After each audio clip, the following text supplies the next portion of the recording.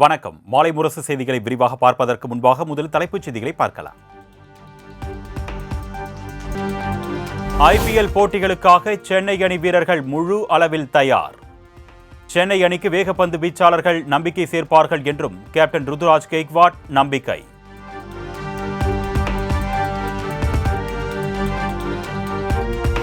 தொகுதி மறுசீரமைப்பு பிரச்சினை குறித்து பிரதமரை சந்தித்து முறையிட கூட்டு நடவடிக்கை குழு தீர்மானம். தென் மாநிலங்களைச் சேர்ந்த எம்பிக்கள் குழு பிரதமரை சந்தித்து முறையிட தீர்மானம் நிறைவேற்றம்.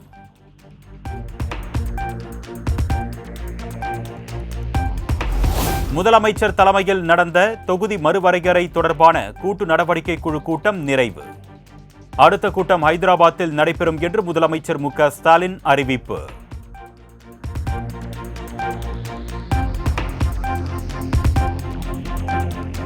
தொகுதி மறுசீரமைப்பு விவகாரத்தில் ஆய்வு செய்ய வல்லுநர் குழு அமைக்க முன்மொழிவதாக முதலமைச்சர் மு.க. ஸ்டாலின் அறிவிப்பு. எந்த சூழலிலும் நாம் பிரதிநிதித்துவம் குறையவும் விடக்கூடாது என்றும் பேச்சு.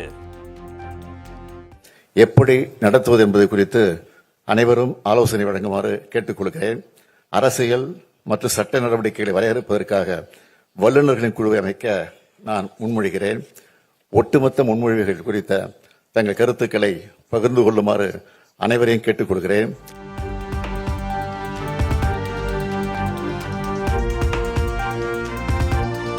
தொகுதி மறுசீரமைப்பை ஏற்க முடியாது என்பதில் உறுதியாக இருக்க வேண்டும் என்று கூட்டு நடவடிக்கை குழு கூட்டத்தில் முதலமைச்சர் மு.க. ஸ்டாலின் பேச்சு. தொகுதி மறுசீரமைப்பு விவகாரத்தில் எப்பொழுதும் இல்லாத அளவுக்கு ஒற்றுமையுடன் போராடினால்தான் வெற்றி கிடைக்கும் என்றும் உரை.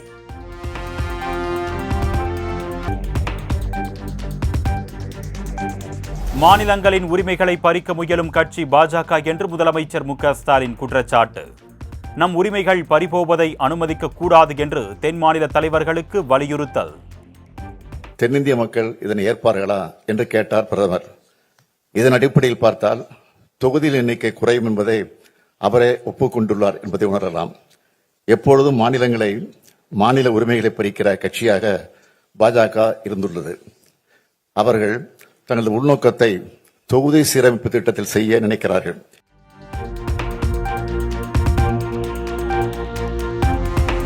தொகுதி மறுசீரமைப்பு தொடர்பாக உள்துறை அமைச்சரின் விளக்கம் தெளிவாக இல்லை. கூட்டு நடவடிக்கை குழு கூட்டத்தில் முதலமைச்சர் மு.க. ஸ்டாலின் சாடல்.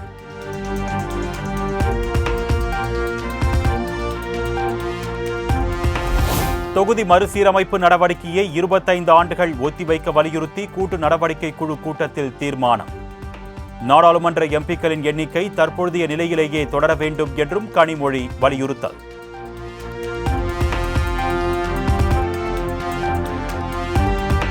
தொகுதி மறுசீரமைப்புக்கு எதிராக 7 மாநிலங்கள் நாடாளுமன்றத்தில் ஒன்றிணைந்து செயல்பட முடிவெடுத்திருப்பதாக திமுக எம்பி கனிமொழி பேட்டி.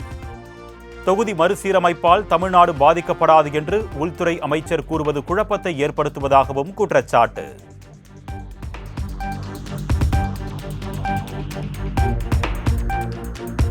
தொகுதி மறுசீரமைப்பு விவகாரத்தில் மாநிலங்களுடன் மத்திய அரசு அர்த்தமுள்ள உரையாடலை தொடங்க வேண்டும் என்று கேரள முதலமைச்சர் பினராயி விஜயன் வலியுறுத்தல்.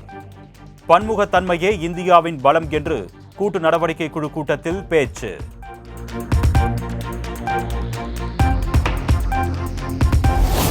சிறப்பாக செயல்பட்டதற்கான தண்டனைதான் தொகுதி மறுவரையறை என்று தெலுங்கானா முதலமைச்சர் ரேவந்த் ரெட்டி பேச்சு.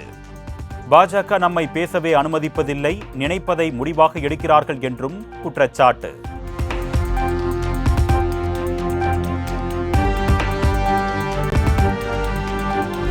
மத்திய அரசின் தொகுதி மறுசீரமைப்பால் தென் மாநிலங்களுக்கு ஏற்படும் பாதிப்புகள் என்ன? துணை முதலமைச்சர் உதயநிதி ஸ்டாலின் விளக்கம்.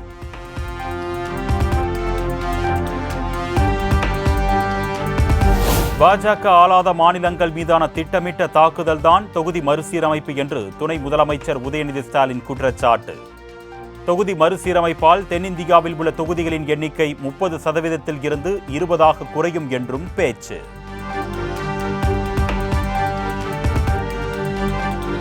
ஹிந்தி பேசும் மாநிலங்களில் மட்டும் தொகுதியை அதிகரித்து ஆட்சியை பிடிப்பதே பாஜகவின் திட்டம் என்று பஞ்சாப் முதலமைச்சர் பகவந்த் சிங் மான் குற்றச்சாட்டு.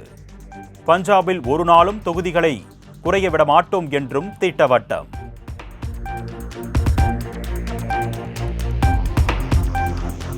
தொகுதி மறுசீரமைப்புக்கு எதிரான நடவடிக்கைகளுக்கு ஆம் ஆத்மி 100% ஒத்துழைப்பு வழங்கும் என்று பஞ்சாப் முதலமைச்சர் பகவந்த் சிங் மான் திட்டவட்டம். மக்கள் தொகையை கட்டுப்படுத்திய மாநிலங்களுக்கு மத்திய அரசு கொடுக்கும் தண்டனைதான் தொகுதி மறுசீரமைப்பு என்றும் பேச்சு.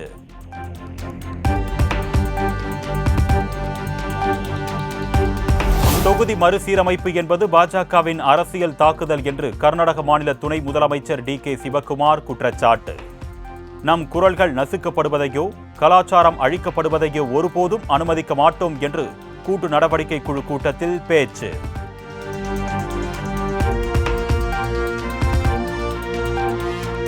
வெறும் மக்கள் தொகை அடிப்படையில் தொகுதி மறுசீரமைப்பு செய்வது அநீதி. தொகுதி மறுவரையறை கூட்டு நடவடிக்கை குழு கூட்டத்தில் வீடியோ மூலம் ஒடிஷா முன்னாள் முதலமைச்சர் நவீன் பட்நாயக் பேச்சு.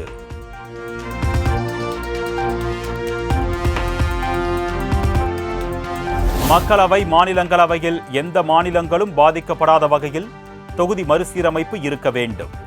கூட்டு நடவடிக்கை குழு கூட்டத்தில் ஒய்எஸ்ஆர் காங்கிரஸ் பங்கேற்காத நிலையில் பிரதமர் மோடிக்கு ஜெகன்மோகன் ரெட்டி கடிதம்.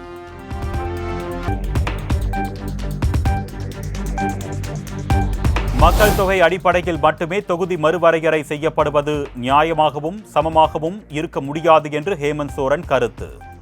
தமிழ்நாடு முதலமைச்சர் மு.க. ஸ்டாலின் ஏற்பாடு செய்த கூட்டத்தை வரவேற்பதாகவும் எக்ஸ் வலைதளத்தில் பதிவு.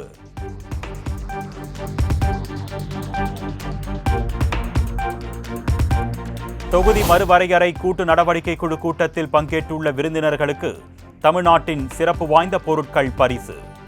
பத்தமடைப்பாய், காஞ்சி பட்டுப்புடவை, கன்னியாகுமரி கிராம்பு, ஈரோடு மஞ்சள் ஆகியவை மகளிர் சுய உதவிக் குழுக்கள் தயாரித்த பெட்டியில் அடைத்து வழங்கினார் முதலமைச்சர்.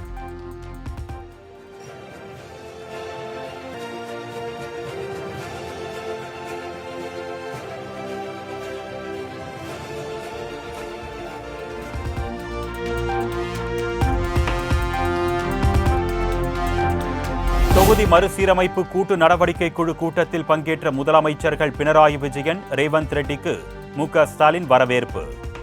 பஞ்சாப் முதலமைச்சர் பகவந்த் மான் கர்நாடக துணை முதலமைச்சர் சிவக்குமாரையும் சால்வை அணிவித்து வரவேற்றார்.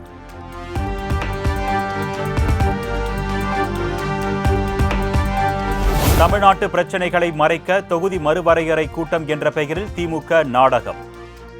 கருப்பு கொடி போராட்டத்தில் பாஜக மாநில தலைவர் அண்ணாமலை குற்றச்சாட்டு. இன்னைக்கு நடக்கக்கூடியது வெறும் நாடகம் மட்டும்தான். தொகுதி மறுசீரமைப்பில் தமிழகத்திற்கு எந்த விதமான பிரச்சனையும் வரப்போறதில்லை. தமிழகம் உட்பட எந்த மாநிலமாக இருந்தாலும்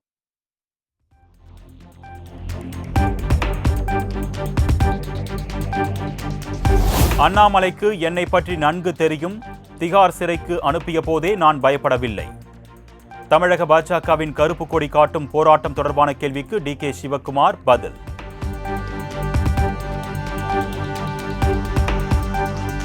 யாராக இருந்தாலும் போராட்டங்களுக்கு அனுமதி அளிக்க வேண்டும். தமிழ்நாடு அரசுக்கு காங்கிரஸ் எம்பி கார்த்தி சிதம்பரம் வலியுறுத்தல். யார் போராட்டம் பண்ணாலும் அவங்க போராட்டம் பண்றதை அலோவ் பண்ணிடும். அதுக்குன்னு ஒரு டைம், ஒரு பிளேஸ், ஒரு நேரம், ஒரு இடத்தை ஒதுக்கி விட்டு அவர்கள் போராட்டம் பண்றதுக்கு இடக்கி விடுது. எதிர்கட்சியா இருந்தாலும் சரி, அது தேர்தலில் கூட்டணி கட்சியாக இருந்தாலும் சரி, எந்த கட்சியா இருந்தாலும் அந்த ஜனநாயகத்துல போராடுவதற்கு ஒரு நேரம், இடத்தை ஒதுக்கிவிட்டு அவர்கள் அதில் அந்த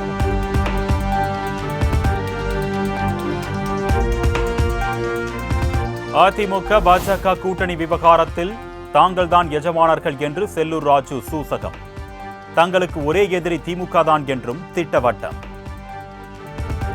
எங்களை பொறுத்தளவுக்கு நாங்க தான் எஜமானர்களை ஒழிய எங்க கொள்கையோட இணைந்து யார் வர்றாங்களோ அவங்கள இணைச்சுக்கிறோம் அப்படின்றதான் எங்களுடைய நிலைப்பாடு.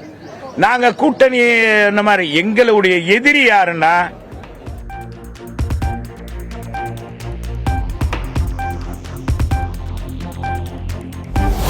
தாவேகா தலைவர் விஜய் தலைமையில் நடைபெறும் பொதுக்குழு கூட்டத்திற்காக சிறப்பு குழுக்கள் அமைப்பு. வரவேற்பு, மேடை மற்றும் உள்ளரங்கு மேலாண்மை குழு உள்ளிட்டவைகளை அமைத்து அறிவிப்பு வெளியீடு.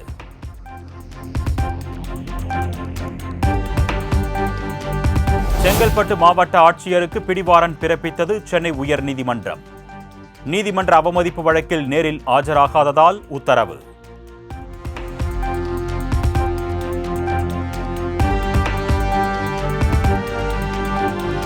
தூத்துக்குடியில் அதிகாலை பெய்த கனமழையால் ராஜா என்பவருக்கு சொந்தமான வீட்டின் மேற்கூரை இடிந்து விழுந்தது.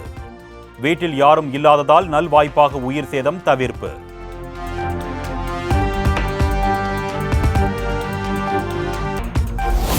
தமது தந்தை கொலைக்கு பிறகும் குற்றவாளி தரப்பினருக்கு ஆதரவாக போலீசார் செயல்படுகிறார்கள். அரசு கடும் நடவடிக்கை எடுக்க வேண்டும் என்று கொல்லப்பட்ட முன்னாள் எஸ்ஐ ஜாகிர் ஹுசேனின் மகன் வீடியோ பதிவு. அதை ஸ்ட்ராங் பண்றதுக்கு என்னமோ பண்ணா, அப்புறமா தப்பு மேல பண்ணி எக்ஸ்ட்ரீம் இப்போ உள்ள இருக்கான், டெத் அளவுக்கு போயிருச்சு. இந்த மாதிரி கவர்மெண்ட் அஃபீஷியல்ஸ் அந்த மாதிரி பண்ணாதீங்க. உங்களோட ரொம்ப ஸ்பெஷல் ரிக்வஸ்ட்னா நீங்க அவங்களை சப்போர்ட் பண்றதுவே வேண்டாம். நீங்க அவங்களை எதுக்கு காப்பாற்றணும்னு நினைக்கிறீங்க? எல்லாமே 100% நாங்க டாக்குமெண்ட்ஸ் எவிடன்ஸ் எல்லாமே கொடுத்தாச்சு. இதுக்கப்புறம்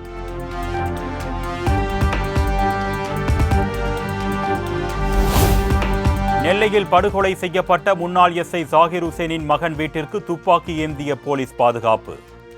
தன்னுடைய உயிருக்கு ஆபத்து இருப்பதாக வீடியோ வெளியிட்ட நிலையில் நடவடிக்கை.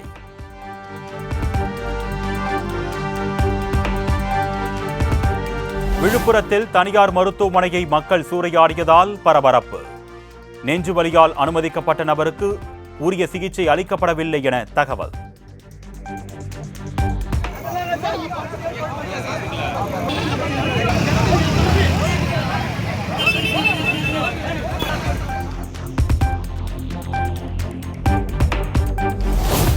தமிழகத்தின் பல்வேறு பகுதிகளில் கொட்டி தீர்த்த கனமழை.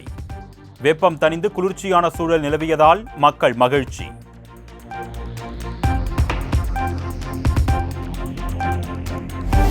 சென்னை மன்னிவாக்கம் பகுதியில் அடுக்குமாடி குடியிருப்பினர் நள்ளிரவில் திடீர் சாலை மறியல். மழைநீர் கால்வாய்களை தனிநபர் மூடும் பணிகளை நிறுத்தக் கோரி பெண்கள் கைகளை கோர்த்தபடி போராட்டத்தில் ஈடுபட்டதால் போக்குவரத்து பாதிப்பு.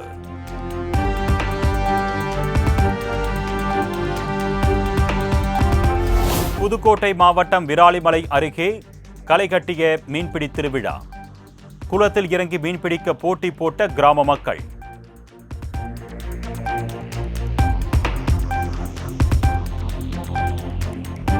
புதுக்கோட்டை மாவட்டம் திருமயம் அருகே நடைபெற்ற மாட்டு வண்டி பந்தயம். இரு போட்டியாளர்கள் சாலையில் வாக்குவாதத்தில் ஈடுபட்டதால் போக்குவரத்து பாதிப்பு.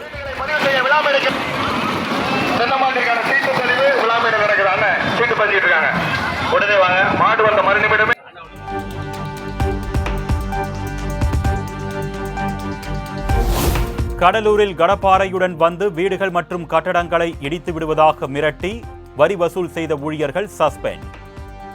வரி செலுத்த கால அவகாசம் இருக்கும் நிலையிலேயே பல்வேறு பகுதிகளிலும் மிரட்டப்படுவதாக மக்கள் குற்றச்சாட்டு.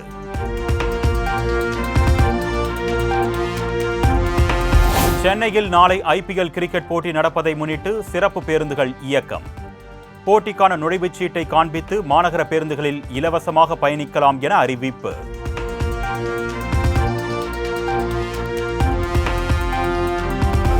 வேளாங்கண்ணியில் உள்ள புனித ஆரோக்கிய மாதா பேராலயத்தில் சிலுவை பாதை நிகழ்ச்சி. ஏராளமானோர் சிலுவையை கைகளில் ஏந்தி வழிபாடு.